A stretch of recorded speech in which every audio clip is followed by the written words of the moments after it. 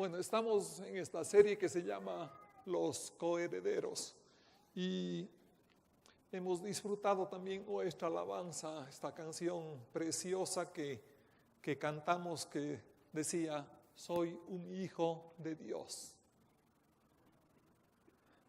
Si nos ponemos a reflexionar, ¿qué es lo que eso significa? Imagínense, el Dios Todopoderoso nos ha adoptado como hijos. Tenemos el honor de ser hijos del Dios Altísimo. La canción decía también que por nuestras venas corre sangre real. ¡Qué bendición! A veces pasa desapercibido todas estas bendiciones que Dios ha puesto en nosotros y debemos ser gratos con Él siempre. Esta serie se basa en los versículos que están en Romanos capítulo 8, 16 y 17, que dice que el Espíritu mismo da testimonio a nuestro espíritu de que somos hijos de Dios. Y si somos hijos, ¿qué somos? Somos herederos de Dios Padre. Permítame que añade esta palabra, pero realmente si somos hijos debe ser un Dios Padre, ¿no es cierto? Y estamos hablando del Dios Padre en la Trinidad. Y a su vez somos coherederos con Cristo. Cristo nos hizo sus coherederos porque Él es nuestro hermano mayor y por eso tenemos herencia en el reino de Dios. ¿Sí me oyen? Sí, ok. Bueno, entonces esta mañana tengo que compartir qué significa primero ser coherederos de Dios y también cuál es el proceso por el cual una persona llega a tener esta alta dignidad y este alto honor. Otra escritura que está en Romanos capítulo 6, versículo 22, dice, mas ahora que habéis sido libertados del pecado y hechos siervos de Dios, tenéis por vuestro fruto la santificación y como fin la vida eterna. Dios tiene un plan perfecto para cada uno de sus hijos. Y es que fuimos liberados, quitados de la culpa del pecado, de la esclavitud del pecado y llevados a su reino para ser hijos y siervos de Él. Y dice que tenemos como fruto que dar que la santificación. Fuimos justificados en Cristo Jesús, pero debemos santificarnos en nuestro caminar cristiano. ¿Por qué? Porque no hay justificación sin santificación. Usted no puede separar los dos hechos, que es lo que algunas de las personas y a veces la tradición ha permitido que pensemos que eso es posible, de que podamos ser hijos de Dios sin ser santos. Pero la Escritura dice claramente de que si nos liberó del pecado es para que seamos hijos en su reino e hijos en santificación. Y obviamente lo que nos espera o el fin, la promesa final es vida eterna en Cristo Jesús. Amén. Entonces, estamos claros con eso de que también la obediencia de Cristo y no la nuestra es el cimiento, la base de nuestra justificación. Es el sacrificio de Cristo el que cubre todo el pecado de toda la humanidad en las personas que han entregado su vida a Cristo. ¿Cómo entramos en el reino de Dios? Hay un proceso que Él mismo lo mencionó y está en Hechos capítulo 3, versículo 19. Dice la Escritura, así que arrepentíos y convertíos para que sean borrados vuestros pecados y para que vengan de la presencia del Señor tiempos de refrigerio. Es la palabra del apóstol Pedro predicando en el pórtico de Salomón. Y este es el llamado que hace a las personas que estaban oyendo el mensaje de predicación de Cristo Jesús. Entonces, el mensaje es un llamado ¿a qué? Al arrepentimiento de los pecados y después a entrar en un proceso que se llama la conversión. Amén. Veamos otra escritura que está un poco antes, Hechos capítulo 2, 38, el mismo apóstol Pedro, en el día de Pentecostés, habla a 3,000 personas y les predica igual de Jesucristo. Y en la parte casi final dice esto: Pedro les dijo: arrepentíos y bautícese cada uno de vosotros en el nombre de Jesucristo para perdón de los pecados y recibiréis el don del Espíritu Santo. Más tarde regresaremos a desmenuzar qué significado tiene esto de que nos bautizamos para perdón de los pecados. ¿Es cierto o no es cierto esto? ¿Y por qué en el nombre de Cristo y por qué no dice aquí en el nombre del Padre, del Hijo y del Espíritu Santo? Pero hay respuestas correctas y concretas para estas dos inquietudes que yo tenía y que espero que ustedes las tengan también. Entonces, ¿por qué es importante mencionar de que este proceso se llama conversión? Porque normalmente la iglesia, en algunas iglesias, se ha vuelto tradición decir que uno lo que ha hecho es aceptar a Cristo. Yo creo que todos hemos oído ese concepto, ¿no? Julanito aceptó a Cristo. Y para mí el término es incorrecto porque no hay un lugar en el Nuevo Testamento en donde diga que usted tiene que hacer eso. Y quisiera, si es que usted encuentra una escritura que se asemeje a eso, que por favor me la haga notar. Cristo es el Rey del universo en la actualidad. El Padre, Dios Padre, le dio toda la potestad y toda la autoridad para reinar en la actualidad. Y yo siento que cuando digo yo acepto a Cristo, cuando yo lo hice hace casi 28 años, eso hubiera significado que Cristo me necesita a mí. Yo le acepto a Cristo. Entonces, ¿qué? Cristo vino a pedirme de favor que yo le acepte en mi reino. Y eso es lo que ha pasado algunas veces, que se vuelve una falsa conversión. Tomamos a Cristo, lo metemos en nuestro bolsillo y seguimos con nuestra vida mundana. Pero la Escritura no dice eso, dice arrepentíos y convertíos. Entonces, lo que verdaderamente pasa es que un pecador arrepentido de sus pecados y tocado por el Espíritu Santo, tiene que ir delante del gran Señor Jesucristo para pedir perdón por los pecados y para pedirle que Él le acepte en su reino. Y yo lo único que puedo hacer es decirle: Señor, yo te entrego mi vida. Recibe mi vida, precioso Señor Jesucristo. No, yo te acepto, Jesucristo, bien orgulloso. Me pide que yo le acepte. Entonces, es totalmente contrario, ¿no es cierto? Jamás me podría poner en esa posición. ¿Cómo un pecador va a aceptar al Dios Todopoderoso y Santo? Yo tengo que pedirle perdón por todo lo que he sido y nuevamente entregar mi vida a Él. Ese es el proceso de conversión cristiana.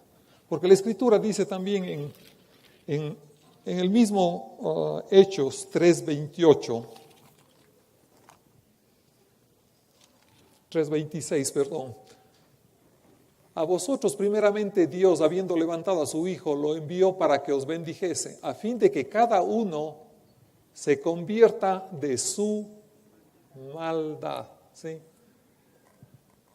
Entonces estamos en un reino de las tinieblas y debemos pasar al reino de luz. Entonces nosotros somos los que debemos convertirle, no es que debemos traerle al Señor Jesús a nuestro bolsillo o que Él se integre a mi vida. Yo tengo que entregarme a Él y sí, voy a ser uno con Él, pero voy a ser uno con Él en su santidad después de este proceso llamado conversión. Amén. Entonces, que esté claro, por favor, no use el término yo acepté a Cristo. Es un término incorrecto. Use yo entregué mi vida a Cristo. Ese es lo correcto. Nosotros nos entregamos a Él y entramos en su reino después de eso. Amén. Entonces, la semana anterior también Paul nos compartió que la vida cristiana empieza en un nacer de nuevo. Las personas que estuvieron aquí deben recordar eso. Y eso se encuentra en una historia que Jesús relata o que Juan relata sobre Jesucristo y Nicodemo. Él dice a Nicodemo: de cierto te digo que debes nacer de nuevo para ver el reino de Dios. Y es correcto, la conversión significa un nacer de nuevo, pero hay un paso previo en la conversión. Porque como dije, usted es un pecador. Y este viejo hombre de tendencia pecaminosa tiene que desaparecer primero. Tiene que morir. Entonces, lo primero que tiene que suceder para empezar una vida cristiana es que usted debe asistir a su propio funeral. ¿Sí? Y vamos a ver, eso está en Romanos 6, los primeros versículos que veremos después de un momento. Pues diremos, perseveraremos en el pecado para que la gracia abunde. En ninguna manera, porque los que hemos muerto al pecado, ¿cómo viviremos aún en él? El apóstol Pablo aquí en estos primeros 2 versículos no nos dice que el cristiano o él mismo nunca más pecaría, ¿no es cierto? Porque eso es falso. Tenemos todavía dentro de nosotros, después de entregar nuestra vida a Cristo, en el interior un hombre o una naturaleza pecaminosa que nos influye o que nos lleva hacia esa corriente. Pero lo que sí dice claramente aquí en estos 2 versículos es, los 2 versículos nos están mostrando de que tenemos algo que definitivamente nunca más seremos, y es que no perseveraremos y no viviremos en el pecado como lo hacíamos anteriormente. Es decir, ya no tenemos una vida de pecado, ya no estamos entregados al pecado, ya no perseveramos en el pecado. Eso es lo que fuimos liberados de este viejo hombre, que es lo que hacía normalmente en nosotros mismos. Entonces el pecado de amigo y compañero pasó a ser nuestro enemigo, y aunque ocasionalmente nos visite, le damos batalla al mismo, ¿no es cierto? Esa es la vida cristiana. Amén.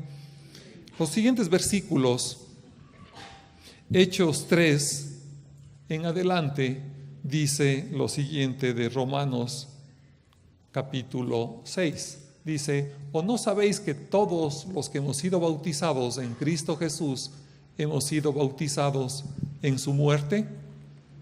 Porque somos sepultados juntamente con Él para muerte por el bautismo, a fin de que como Cristo resucitó de los muertos por la gloria del Padre, así también nosotros andemos en vida nueva.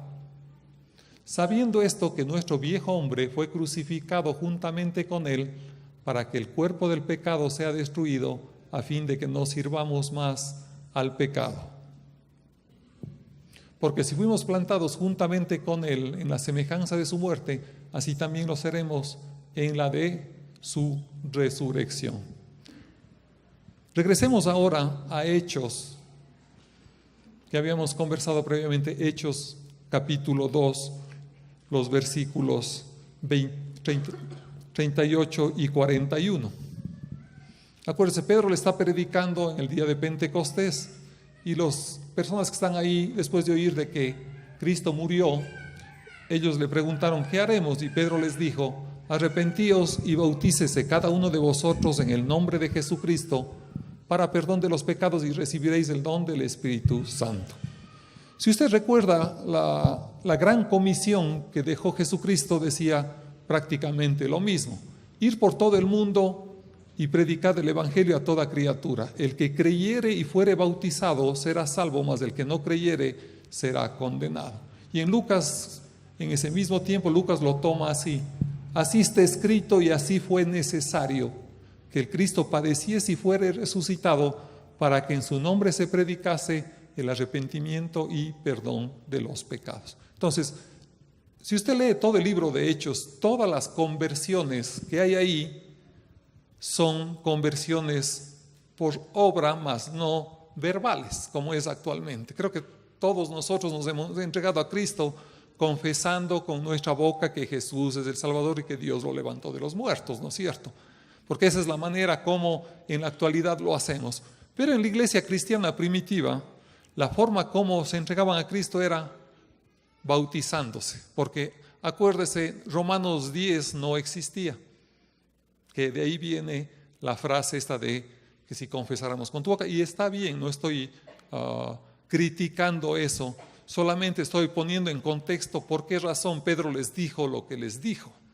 Entonces, cuando usted lee arrepiéntase y bautícese cada uno de vosotros en el nombre de Jesucristo para perdón de los pecados, lo que está diciendo es, arrepiéntase y entréguese a Cristo bautizándose para perdón de los pecados. ¿Sí está claro? ¿Y por qué quiero aclararle esto? Porque el bautismo no es el que lava los pecados. No es un acto mágico que el bautismo lava nuestros pecados. Es Jesucristo en la cruz el que nos perdona nuestros pecados cuando entregamos nuestra vida a Él. Amén. Amén. Entonces, ¿por qué razón? Porque con el pasar del tiempo, la iglesia tomó la decisión, bueno, si es que el bautismo lava los pecados, y si tenemos un pecado de bebé o un pecado original, entonces bauticemos a los bebés, porque ahí ya les lavamos el pecado, ¿no es cierto? Pero eso no es correcto, porque el pecado es una ofensa consciente ante Dios, y obviamente un bebé no puede tener una ofensa consciente ante Dios. Entonces, lo que hacemos es arrepentirnos del pecado antes de morir al pecado bautizándonos. Amén, ¿está claro? Entonces, por esa razón es que podemos unir las dos cosas. Y obviamente, todo el proceso de salvación es alrededor y sobre nuestro Señor Jesucristo. Entonces, por eso dice que nos arrepentimos y nos bautizamos en el nombre de Jesucristo para perdón de los pecados. Porque no es en el Padre en el cual está la salvación, no es en el Espíritu Santo en donde está la salvación, es en el sacrificio perfecto de Jesucristo donde está la salvación. Por eso dice, si confesamos con nuestra boca que Jesús es el Señor. Entonces es exactamente lo mismo. Entonces probablemente la invitación fue en el nombre de Jesucristo el Salvador, pero el acto en sí fue que les sumergieron en agua en el nombre del Padre, del Hijo y del Espíritu Santo. Entonces no es que se opone lo uno a lo otro. Amén. Entonces eso es lo que sucedió. Entonces todo el cristianismo ya sabemos que se basa en la muerte, sepultura y resurrección de nuestro Señor Jesucristo. Amén. Amén, ¿no es cierto? Nuestro cristianismo se basa exactamente en los mismos tres pasos: muerte, sepultura y resurrección en Cristo Jesús. Déjeme explicarle un poco esto más. El versículo 6, por favor, de Romanos capítulo 6,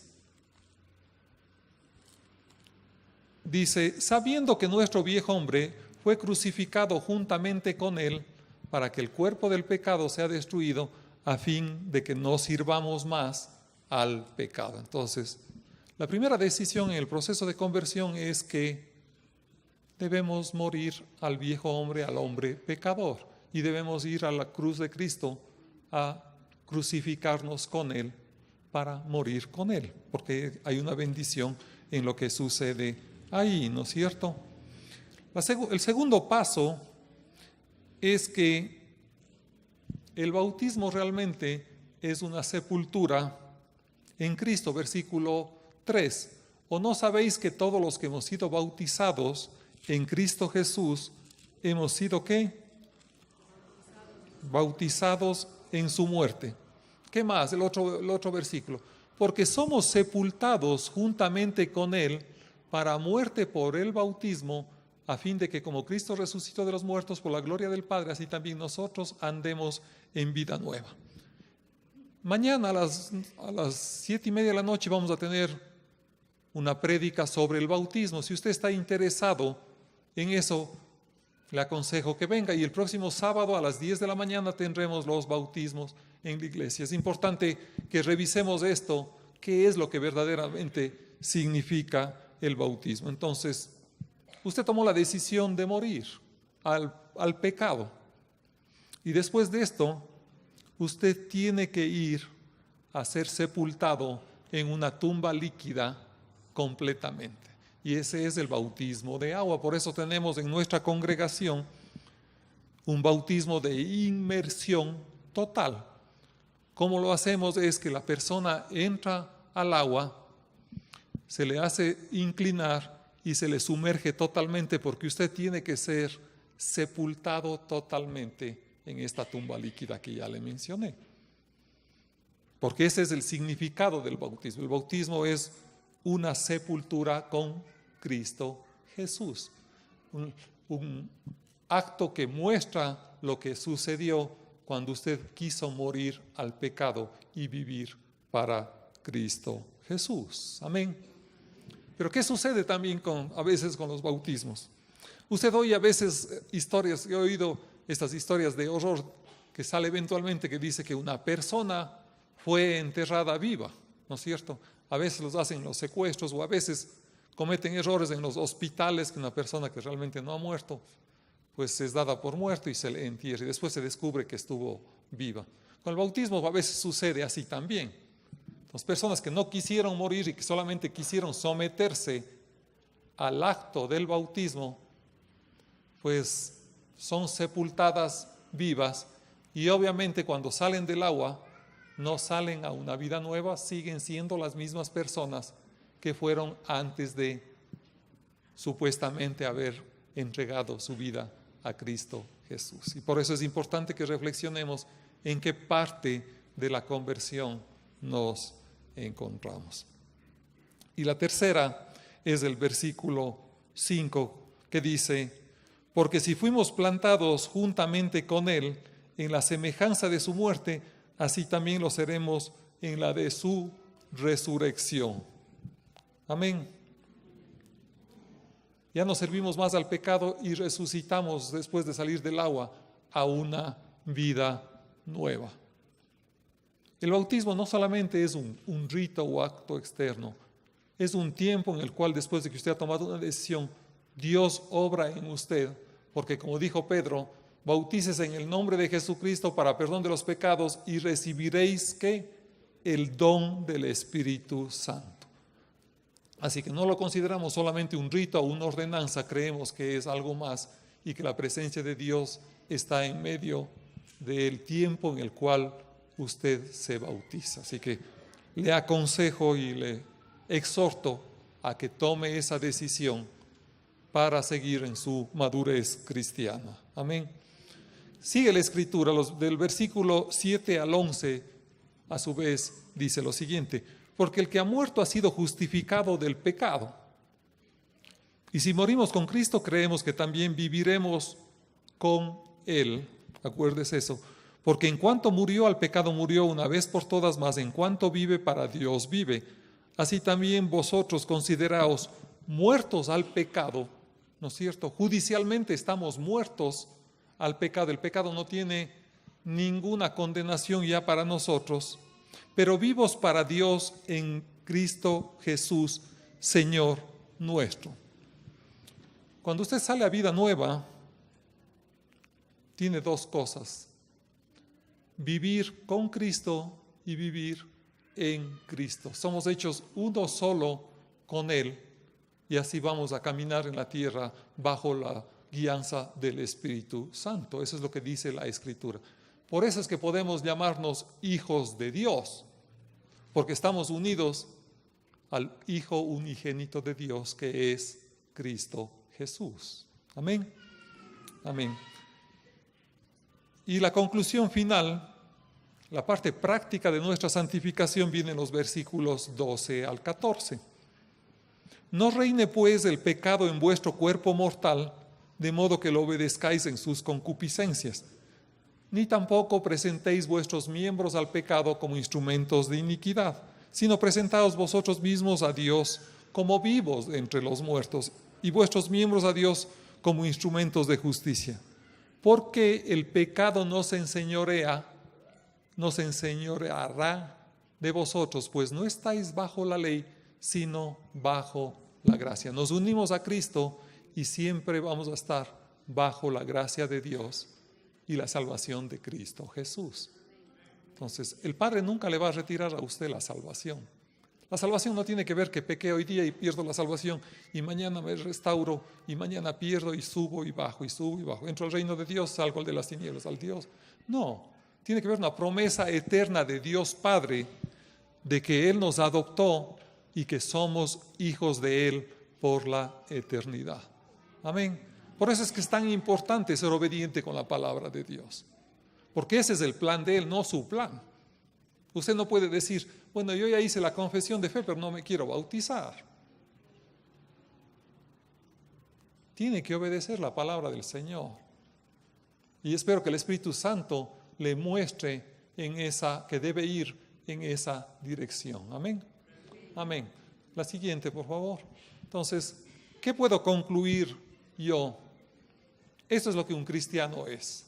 No soy lo que debo ser, porque estoy prosiguiendo a la meta y realmente no soy perfecto, ¿no es cierto? Entonces puede decir eso. No soy lo que debo ser, pero ciertamente ya no soy lo que era antes de conocerle a Cristo.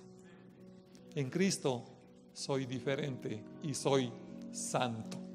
Amén. Y por eso es que es un privilegio y un honor cantar esa canción. Soy un hijo de Dios. Amén. Amén. Amén. Espero que esté emocionado como yo por el amor que Dios puso en Cristo Jesús para mí y para cada uno de ustedes, hijos de Dios. Amén. Amén. Vamos a orar.